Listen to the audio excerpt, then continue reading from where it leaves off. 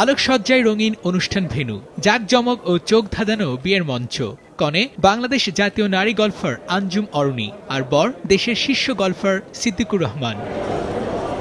2015 সালের 20 জানুয়ারি বিয়ে হলেও সংবর্ধনা হলো রোববার। নবদম্পতিকে শুভেচ্ছা জানাতে রাজধানী সেনাবা লঞ্চে হাজার খানেক অতিথি, যে তালিকায় ছিলেন দেশি বিদেশি সতীর্থ সহ গুরুত্বপূর্ণ ব্যক্তিরাও। বর কনে ছবি তুলেছেন সবার সাথেই। তবে জীবনে প্রথম কখন এসেছিল এমন ছবির মুহূর্ত?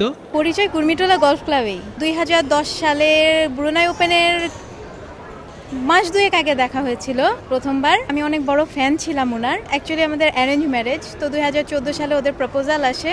পরে মা বলেছিলেন যে গ্র্যাজুয়েশন শেষ না হলে আমার বিয়ে দিবেন না। গ্র্যাজুয়েশন শেষ হওয়ার জাস্ট 1 মাসের ভেতরেই আমাদের বিয়ে হয়ে যায়।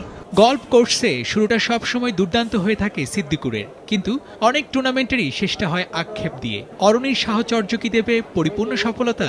সে অনেক ভালো বোঝে গল্ফটা, because she was a national team player. So এটা আসলে সত্যি আমাকে অনেক সাপোর্ট করতে পারে, বিকজ আমার সবগুলো মানে যখন আমি যেদিন ভালো খেলি ওইটাও আমাকে মোটিভ করতে পারে, খারাপ করলেও মোটিভ করতে পারে। So this is really helping me lot.